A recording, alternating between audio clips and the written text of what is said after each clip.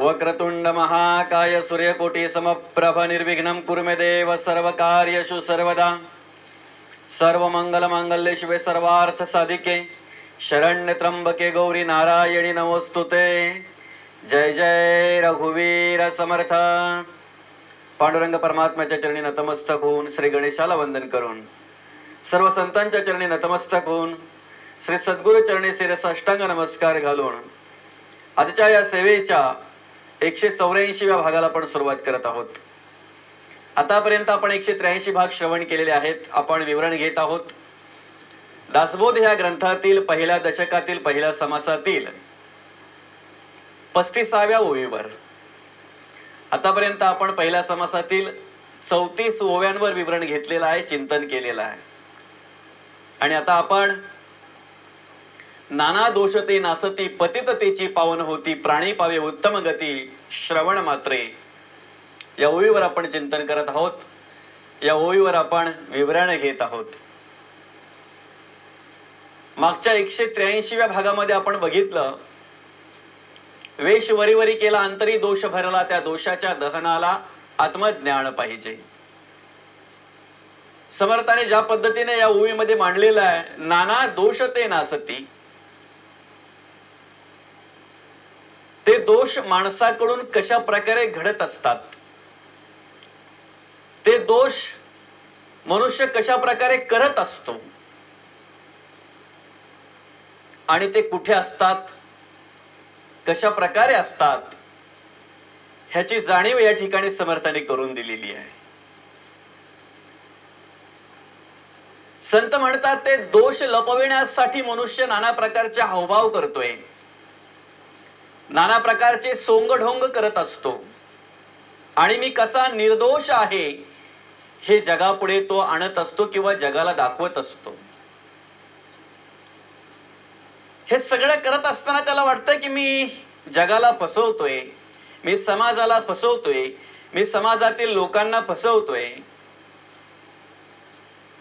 परंतु त्या ठिकाणी संत ओळख करून देतात की बाबा रे, कोणी कोणाला फसवत नसतंय, तर माणूस स्वतःच स्वतःला फसवत असतो। त्याने पापकर्म करून त्याच्यावर झाकण ठेवलं, त्याला असं वाटतं की ती पापकर्म कोणाला माहिती नाहीयेत, मी चोरी करताना कोणी मला बघितलेलं नाहीये, मी पापकर्म करताना कोणी मला बघितलेलं नाहीये। म्हणजे तो या भ्रमात असतो की मी त्यापासून सुटलो। पण या ठिकाणी समर्थाने जाणीव करून दिलेली आहे की चोरून गुप्त रूपे करावे, ते आत्मयास होते ठावे, कर्तृत्व याचेनी स्वभावे सकळ काही।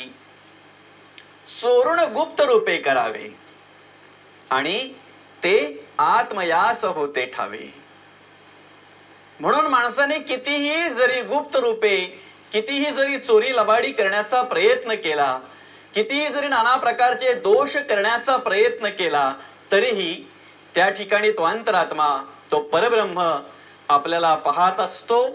आपण काय करतोय ते सर्व काही त्याला कळत असतंय, याची जाणीव त्या ठिकाणी संत करून देत असतात। मग त्या ठिकाणी ओळख करून दिली की वेश वरीवरी केला, पण दोष कुठे भरलेला आहे माणसाच्या अंतःकरणामध्ये, आतमध्ये अंतरी दोष भरला। त्या दोषाचं जर आपल्याला दहन करायचं असेल, त्या पापकर्माचं जर आपल्याला दहन करायचं असेल, तर त्यासाठी समर्थांनी ओळख करून दिलेली आहे, त्या दोषाच्या दहनाला आत्मज्ञानच पाहिजे। म्हणून ज्ञानाग्नी सर्व कर्माणी भस्मसात करूते अर्जुना, अर्जुनाला ओळख करून दिली भगवान श्रीकृष्णांनी की ज्ञानरूपी अग्नी असा आहे, सगळ्या कर्माचं भस्म करतोय। त्याचा महिमा काय आहे हे वर्णन करत असताना भगवंत म्हणतात, पृथोव्यायानी तीर्थानी स्नान दानेषु यत्फलम तत्फलम कोटी गुणितम ब्रह्मज्ञान समुपमम। कशातही जेवढी प्राप्ती नाही तेवढी प्राप्ती ह्या ब्रह्मज्ञानात आहे, आणि ते ब्रह्मज्ञान तुम्हा आम्हाला संतांच्या कृपेने प्राप्त होत असते।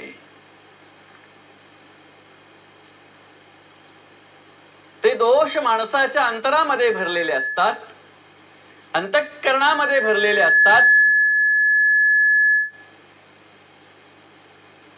आणि त्या ठिकाणी ते दोष घडत असताना माणसाला असं वाटतंय की मी याच्यापासून सुटलो जाईन. या भ्रमामध्ये मनुष्य असतोय.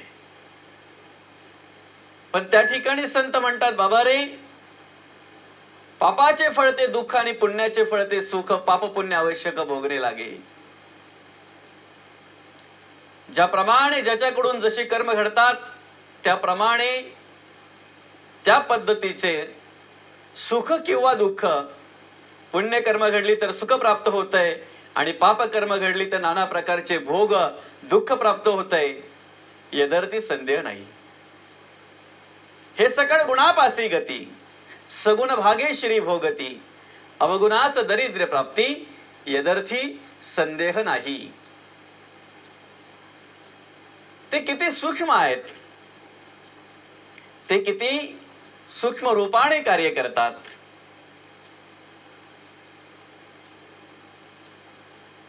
एखाद्या माणसाकडून एखादा दोष जर घडणार असेल तर जोपर्यंत तो त्याचा प्लॅनिंग करत असतो, नियोजन करत असतो, तोपर्यंत ते कोणालाही कळत नाही.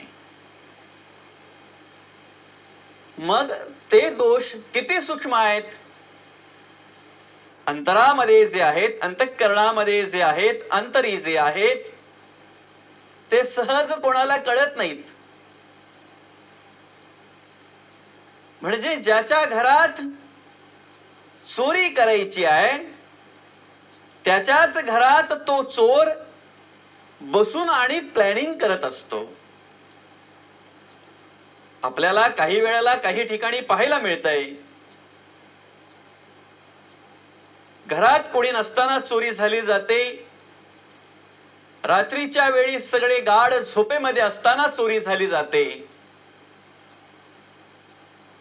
पण मग त्या चोरांना त्या घराच्या सगळ्याच पळवाटा कशा प्रकारे माहिती असतात, कशा माहिती असतात, याचा शोध बोध घेतल्यानंतर मग कळतंय की नेहमी जो आपल्याकडे येऊन बसायचा तो त्या चोरांपैकी मोरक्या होता. म्हणजे असं काही ठिकाणी पाहायला मिळतंय, काही ठिकाणी अनुभवायला येतंय. मग तो आपल्या घरात येऊन आपल्याकडे चहा पिऊन, चहा पिता पिता आपल्याच घरामध्ये आपल्याच बाजूला बसून नियोजन करायचा. तो चोर कुठून यायचं, किती वाजता यायचं, काय करायचं, कपाट कुठे आहे, कसा फोडायचा, काय करायचं, सगळ्या प्रकारचं तो नियोजन त्याच ठिकाणी त्याच घरामध्ये त्या माणसांच्या बाजूला बसून त्यांचाच चहा पिता पिता तो नियोजन करत असतो. पण ते दोष एवढे सूक्ष्म आहेत, अंतःकरणामध्ये अंतरामध्ये अशा प्रकारे कार्य करत असतात की ते सहज समोरच्याला कळत नाहीत. म्हणजे एखाद्या माणसाविषयी जर एखाद्या माणसाच्या मनामध्ये राग असेल तर तो वरून वरून त्या माणसाची गोड बोलत असतो. पण ते गोड बोलता बोलता आतमध्ये त्याच्या अंतःकरणामध्ये काय शिजतंय, कशा प्रकारे त्याचा काटा काढायचा, कोणत्या एखाद्या प्लॅनिंग मध्ये त्याला फसवायचं, गुंतवायचं आणि मग त्याचा काटा कसा काढायचा, हा सगळा प्लॅनिंग तो त्याच्याशी बोलता बोलता अंतःकरणामध्ये आतमध्ये करत असतो. पण समोरच्या माणसाला माहिती नसतंय.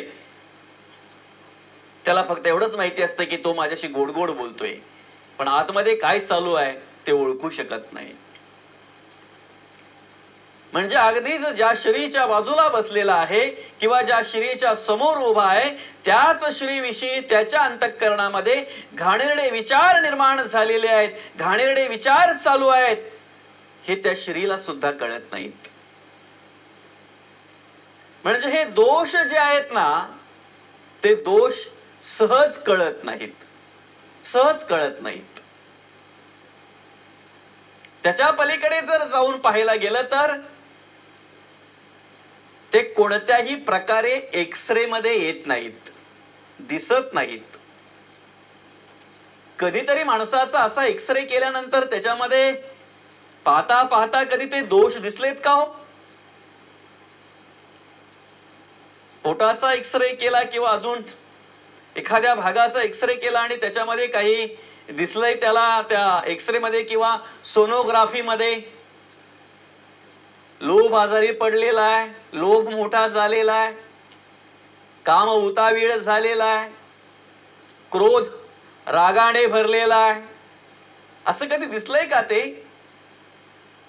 म्हणजे जे एक्सरे मध्ये दिसत नाहीत, जे सोनोग्राफी मध्ये दिसत नाहीत, जे MRI मध्ये, सिटी स्कॅन मध्ये दिसत नाहीत, जे कोणत्याही प्रकारे कुठल्याही चष्म्यातून किंवा कुठल्याही भिंगातून दिसत नाहीत, ते संतांच्या कीर्तनातून, प्रवचनातून, निरूपणातून दिसत असतात. ते दोष संत दाखवत असतात. सहज कळत नाही. बापाच्या जवळ तो मुलगा रोज बसतोय, उठतोय, एकत्र जेवायला बसतात, खातात, पितात, सगळं काही घरामध्ये राहतात.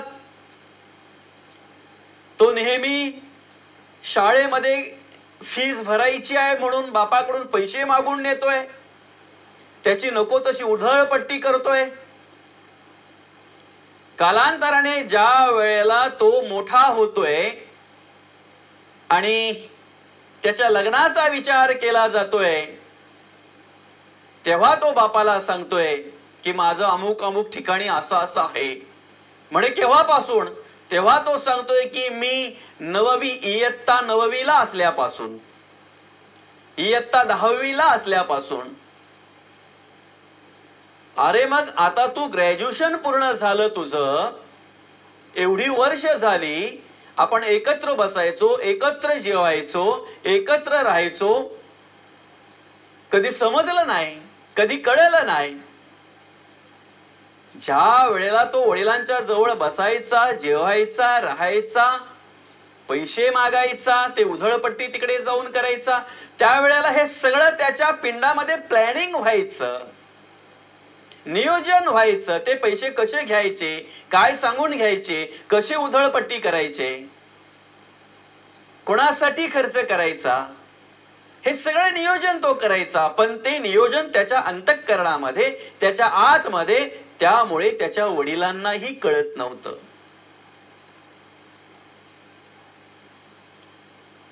आणि मग काय होतंय, एकाएकी कळल्यानंतर मग एकतर त्या ठिकाणी द्वेष निर्माण होतो, क्रोध निर्माण होतो. तो क्रोध एवढा वितंडवादापर्यंत जातो की काही ठिकाणी अशी अवस्था पाहायला मिळते, त्या ठिकाणी जर त्याला विरोध झाला, घरातल्यांनी जर विरोध केला, त्याच्या वडिलांनी जर विरोध केला, तर एवढ्या वर्षाचं जे प्रकरण असतंय, एवढ्या वर्षाचं जो तो त्याच्या अंतःकरणामध्ये जो नियोजन असतो, त्याच्या आतमध्ये जो तो प्लॅनिंग करत असतो, ते सगळं फेल जातंय. अर्थातच त्या ठिकाणी ते विस्कटलं जातंय आणि मग ते त्याला सहन होत नाही. शेवटी काही ठिकाणी आत्महत्याची पाहायला मिळते किंवा अजून काहीतरी वेगळ्या प्रकारचं प्रकरण पाहायला मिळतंय. त्या ठिकाणी संतांनी जाणीव करून दिली की बाबा रे, जे कित्येक वर्षापर्यंत वडिलांना कळत नव्हतं, त्या ठिकाणी बसून तो प्लॅनिंग करायचा, नियोजन करायचा. आईला कळत नव्हतं, त्याच्या जवळच्या घरच्यांना, कुटुंबातल्या लोकांना कळत नव्हतं, त्याच्या मित्रांना सुद्धा माहिती नव्हतं, पण ते देवाला नक्कीच माहिती होतं, त्या अंतःकरणात मध्ये अंतरात्म्याला नक्कीच माहिती होतं. पण ही जाणीव कधी, जर संतांच्या चरणी आलो तर, संत चरणी आलो तर. नाना दोषते नासती, अशा प्रकारचे सगळ्या प्रकारचे दोष नाशले जातात. ह्या पातकापासून मनुष्य बाजूला होतो. ह्या पापकर्माचं काय होतंय, भस्म होतंय, हे पातक सगळं भस्म होतंय. पण कधी जर संत चरणी मनुष्य आला तर, श्रवण केलं तर, अन्यथा श्रवण जर नसेल, संतचरणी जर आला नसेल, तर त्या ठिकाणी ते पातक वाढत जातंय, त्या ठिकाणी ते दोष वाढत जातात आणि मग शेवटी मनुष्य आपलं जीवन संपवतोय, आपलं आयुष्य संपवतोय आणि आपल्या प्राणाला मुकला जातो त्या ठिकाणी. अशा अनेक भाग आहेत, असे अनेक दोष आहेत, अनेक प्रकारचे दोष आहेत. त्या दोषांमध्ये अनेक प्रकार आहेत. बरं, ही प्रत्यक्ष दिसणारी पापकर्म झाली, ही प्रत्यक्ष अनुभवायला येणारी पापकर्म झाली. पण काही माणसं भ्रमात सुद्धा असतात. दोष करून त्यांना असं वाटतं की मी काहीतरी पुण्यकर्म करतो. म्हणजे कुठेतरी एखाद्या मंदिरामध्ये चांगली पंगत द्यायची, अन्नक्षत्र अन्नदान करायचं, काहीतरी देणगी द्यायची आणि मग त्या ठिकाणी आपण स्वतःला कृतकृत्य करता समजायचं. म्हणजे काहीतरी चांगलं कार्य केलेलं आहे, मी काहीतरी पुण्यकर्म केलेली आहेत असं तो समजत असतो.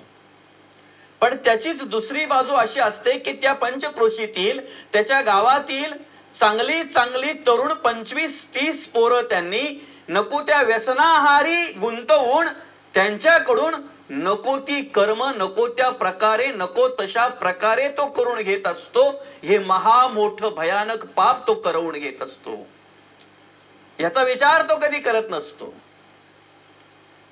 फक्त माझ्या मागे 5-25 पोरं पाहिजेत, मग ती कशी असणार, त्यांना खायला प्यायला, आणि मग वेळ पडली की त्यांच्याचकडून काहीतरी काम पापकर्म करून घ्यायची. असे पण काही ठिकाणी पाहायला मिळतात. काही ठिकाणी असे पाहायला मिळतात की गरिबाचं शोषण करायचं, समाजाचं शोषण करायचं, बहुजन समाजामध्ये काम करत असताना अनेकांचं शोषण करायचं आणि मग त्यातलाच थोडाफार काहीतरी वाटा देवाच्या नावाने काढायचा. आणि जो वाटा काढतो त्या ठिकाणी तो स्वतःला खूप पुण्यवान समजतो. हा जरी पुण्याची बाजू असली, ही जरी पुण्याची बाजू असली, हा जरी पुण्याचा भाग असला तरी त्याच्याच कडून किती दोष घडले जातात याचा अभ्यास तो करत नसतो, याचा विचार तो करत नसतो करत तो त्या ठिकाणी. म्हणून अतिशय चांगल्या प्रकारे जगद्गुरु तुकाराम महाराजांनी मांडलेला आहे. कर्मधर्म नभती सांग उण्या अंगे पतन. म्हणजे जगद्गुरु तुकाराम महाराज म्हणतात की आम्हाला वेदोक्त कर्म ज्याला म्हणतात ती कर्मधर्म करता येतीलच, ती आमच्याकडून घडतीलच असं सांगू शकत नाही. आणि कदाचित जर ती यथायोग्य जर घडली नाही तर त्याच्याने काय होतंय, पतन होतंय, म्हणजेच पातक निर्माण होतंय.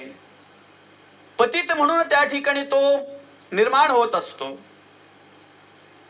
पण त्याच्या पुढे जे जमतंय आम्हाला, जो बोध आम्हाला झालेला आहे, पांडुरंग परमात्म्याच्या कृपेने जे आम्हाला कळालेला आहे आणि ज्याच्याने आम्हाला आत्मप्रचिती आहे, ते मात्र सोपं आहे. भलत्या काळी नामावळी सुलभ भोली भाविका. जे भगवंताचं नाव आहे ना ते भाविकाला अतिशय सुलभ आहे. काळ वेळ नाम उच्चारिता नाही. त्या ठिकाणी तुम्ही कोणत्याही वेळेला घ्या, कसंही घ्या, ते शुक्ल पक्षात घ्या नाहीतर कृष्ण पक्षात घ्या, ते कोणत्याही तिथीला घ्या, कोणत्याही नक्षत्रामध्ये घ्या, कोणत्याही काळात घ्या, कोणत्याही वेळेत घ्या, कुठल्याही वाराला घ्या, कुठल्याही प्रहरेला घ्या, प्रहर पण कोणती पण असू द्या. तुम्ही चालताय, बोलताय, खाताय, काम करताय की निवांत बसलेत, कोणत्याही वेळेला नामस्मरण हे कोणत्याही वेळेला घ्या. काळ वेळ नाम उच्चारिता नाही. ते नामस्मरण तुमच्याकडून आपल्याकडून कोणत्याही वेळेला जरी घडलं तरी त्याच्यातून मात्र पुण्यच प्राप्त होत असते. म्हणून प्रायचित्ते पडती पाया गाती तया वैष्णवा. जे नाम गातात ना वैष्णव त्यांच्या प्रायचित्त सुद्धा पाया पडत असतात. म्हणून तुका म्हणे नुपजे दोष करा घोष आनंदे. जे संतांच्या कृपेने तुम्हा मला प्राप्त झालेला आहे, जे श्रवण करतोय आपण, जी उपासना करतोय आपण, जे नामस्मरण करतोय आपण, जी देवपूजा करतोय आपण, आणि त्याच्यातून जे नाम प्राप्त झालेलं आहे, जी देवपूजा प्राप्त झालेली आहे, त्याच्यातून तुम्हा आम्हाला आनंदच प्राप्त होणार आहे. तिथे तुम्हा आम्हाला कुठल्याही प्रकारचा दोष निर्माण होणार नाही. तुमच्या आमच्याकडे त्या ठिकाणी कुठल्याही प्रकारचा दोष निर्माण होणार नाही. तर संत काय करत असतात? निर्दोष किंवा त्या दोषातून मुक्तता करवून देण्यासाठी वेगवेगळ्या प्रकारचं मार्गदर्शन करत असतात. पाप पुण्याचा निवाडा दाखवत असतात. काय केलं म्हणजेच, कोणती कर्म केली म्हणजेच पुण्य आणि कोणती कर्म केली म्हणजेच पाप, कशाला दोष म्हणतात आणि कशाला निर्दोष म्हणतात, ही जाणीव त्या ठिकाणी संत करून देत असतात. बरं, मग ही जाणीव करून देत असताना, त्या पातकातून मुक्त करत असताना, त्या दोषातून मुक्त करत असताना, नाना दोषते नासती, त्या दोषातून संत तुम्हा मला मुक्त करत असताना आपल्या भावना सुद्धा संत जपत असतात, सांभाळत असतात. कोणत्याही प्रकारे आपल्याला त्रास होणार नाही. कोणत्याही प्रकारे आपल्या मनाला दुःख वाटणार नाही, मानसिक त्रास होणार नाही. आपल्या अंतःकरणामध्ये कुठल्याही प्रकारचं दोष निर्माण होणार नाही किंवा कुठल्याही प्रकारे वाईट विचार निर्माण होणार नाही, द्वेष मत्सर निर्माण होणार नाही. ह्या सगळ्याची ते संत काळजी घेत असतात. आणि बरोबर जे दोष आहेत ते दोष बाजूला करत असतात. त्या दोषांपासूनच आपल्याला मुक्त करत असतात. त्या ठिकाणी एक छानसं उदाहरण संतांनी दिलं बघा. डॉक्टर लोक आहेत की नाही, ते शस्त्रक्रिया करताना त्या रुग्णाच्या ठिकाणी क्रोधाने रागाने फाडचीर करत नाहीत, चिरफाड करत नाहीत. क्रोधाने रागाने अगदी आता तेवढं ते काढायचंच आहे, त्यांना ते कापायचंच आहे किंवा तेवढी ती चिरफाड करायचीच आहे, मग क्रोधाने रागाने नाही करत. ते त्यांच्याकडे क्रोध निर्माण झाला आणि मग एकदाच ती चिरफाड केली असं काही नाहीये. जे वैद्य आहेत, जे डॉक्टर आहेत, ते शस्त्रक्रिया करत असताना एवढी काळजी घेतात, एवढा सूक्ष्म सूक्ष्म विचार करतात, त्या ठिकाणी सूक्ष्मदर्शिकेचा वापर करतात आणि कुठल्याही प्रकारच्या वेगळ्या अवयवाला धक्का लागणार नाही, कुठल्याही प्रकारे त्या माणसाला वेगळ्या प्रकारचा त्रास होणार नाही. लहान लहान ज्या काही रक्तवाहिन्या आहेत त्यांना सुद्धा कुठल्याही प्रकारचा धक्का लागणार नाही. अशा प्रकारे त्या ठिकाणी ते सूक्ष्मदर्शिकेचा वापर करून आणि अतिशय काळजीपूर्वक त्या ठिकाणी ती शस्त्रक्रिया करत असतात.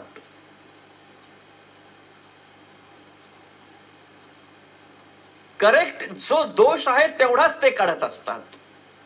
करेक्ट ज्या ठिकाणी जो आजार आहे तेवढ्यापुरतीच ते शस्त्रक्रिया करत असतात. पण तेवढं करत असताना त्यांना बाकीच्या सगळ्या अवयवांची काळजी घ्यायची असते, शरीराच्या सगळ्या भागाची काळजी घ्यायची असते त्यांना. आणि तेवढ्या काळजीपूर्वक ते जाणीवपूर्वक त्यांच्या अभ्यासाप्रमाणे त्या ठिकाणी ते काम करत असतात. या ठिकाणी संत सुद्धा अगदी सूक्ष्मदर्शिका ज्याला म्हणतात, आताच आपण विवरण घेतलं की अणुरेणूहून जे सूक्ष्म आहे, जे कोणत्याही भिंगातून दिसत नाही, चष्म्यातून दिसत नाही, सहज दिसत नाही, ते निरूपणातून, कीर्तनातून, प्रवचनातून, संतांच्या मार्गदर्शनातून पण जाणीव निर्माण झाली तर ते प्रत्येकाला कळत असते. आत्मज्ञानातून ते ब्रह्मज्ञानातून प्रत्येकाला कळत असते ते दोष. आणि नेमका तेच दोष बाजूला करण्याचं काम संत करत असतात. आल्याबरोबर जर संतांनी सांगितलं असतं की तुम्ही संसार करू नका, तुम्ही हे करू नका, तुम्ही ते करू नका, असं नाही तसं नाही, सगळं एकदम जर भार बोजा जर दिला असता, तुम्हाला मायेपासून मुक्त व्हायचं आहे, देहबुद्धीपासून मुक्त व्हायची आहे, तुमच्या सगळ्या आवडी निवडी सवयी सगळ्या बाजूला ठेवायची आहेत, कोण थांबेल? कोण करणार परमार्थ? ज्याप्रमाणे त्या मुलाने खावं जेवावं म्हणून ती माऊली बिचारी त्या लहान मुलाला मांडीवर घेते आणि काऊचा चिवचा भरवत भरवत भरवत भरवत अगदी काय काय काय काय गोष्टी सांगून आणि किती प्रयत्न करून त्याला 4 घास त्याच्या पोटात कसे जातील याचा विचार करत असते. त्याच पद्धतीने संत पुरुष सुद्धा, संत सुद्धा प्रत्येक दासाला, प्रत्येक भक्ताला कशा पद्धतीने त्याच्यामध्ये परिवर्तन घडेल, कशा पद्धतीने त्याच्यामध्ये परमार्थाची आवड निर्माण होईल आणि तो वेगवेगळ्या दोषांपासून मुक्त होईल यासाठीच प्रयत्न करत असतात. आणि अगदी एक एक भागाची जाणीव करून देत असतात. वाईट वासनेचा त्याग आपल्याला का करायचा आहे, मग तिच्यापासून आपलं पुढे काय अवस्था आहे ती अवस्था प्रथम दाखवत असतात. काय भोग भोगायला यायचे आहेत, यमाचे किंकर मारिती झोडीती, सगळं दाखवलेलं आहे ते पुढे. आणि त्या पद्धतीने मग त्याला ती जाणीव निर्माण करून देत असतात. संसार सोडायचा नाहीये, संसारातील आसक्ती बाजूला करायची आहे, विरक्त झाला पाहिजे त्या ठिकाणी. ज्या वेळेला वेळ येईल त्या वेळेला देवाचं नामस्मरण करून आणि सर्वांचा निरोप घेता आला पाहिजे. कोण काळ येईल कैसा याचा न कळे की भरवसा, जैसे पक्षी 10 दिशा उडवून जाती. म्हणून जगद्गुरु तुकाराम महाराज म्हणतात, क्षणोक्षणी हाची करावा विचार, तरावया पार भवसिंधू. ज्या वेळेला कळले आपल्याला आपले दोष त्याच वेळेला त्यांचा त्याग करता आला पाहिजे. मग आपण कुठल्या अवस्थेत आहेत याला महत्व नाही. बालपणीच्या अवस्थेत आहेत, तारुण्य अवस्थेत आहेत, वृद्धाप काळात आहेत, ज्या वेळेला आपल्याला ती जाणीव झाली ना त्या वेळेला त्या दोषाचा आपल्याला त्याग करता आला पाहिजे. आणि ते सामर्थ्य संत देत असतात. त्यासाठी संत चरण महत्वाचे आहेत, संतांचं मार्गदर्शन महत्वाचं आहे. कीर्तन श्रवण केलं पाहिजे, प्रवचन श्रवण केलं पाहिजे, निरूपण श्रवण केलं पाहिजे. आणि ह्या श्रवणातूनच त्या पातकाचं भस्म होणार आहे, ते दोष नाश पावणार आहेत. म्हणून समर्थांनी मांडलेला आहे, नाना दोषते नासती न आसती, पण कधी श्रवण केलं तर, संत चरणी स्थिर राहिलो तर, संतांच्या ग्रंथाचा अभ्यास केला तर, देवपूजा केली तर, नामस्मरण केलं तर. म्हणून हरिनाम नेमस्त पाषाण तारी. नामामध्ये किती पॉवर आहे, नामामध्ये किती सामर्थ्य आहे याची जाणीव तुम्हा आम्हाला करून दिलेली आहे. हरि उच्चारणी अनंत पाप राशी, जातील लयाशी क्षण मात्रे. क्षणात लय होणार आहे त्या पापाच्या राशींचा, त्या पातकांचा. फक्त ते आत्मज्ञान आपण प्राप्त करून घेतलं पाहिजे.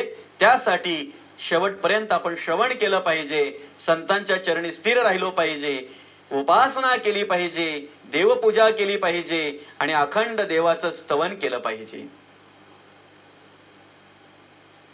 नाना दोषते नासती, पतिततेची पावन होती, प्राणी पावे उत्तम गती श्रवण मात्रे. यापुढे या विवरणाला धरूनच आपल्याला पुढे या ओळीवर विवरण करायचं आहे.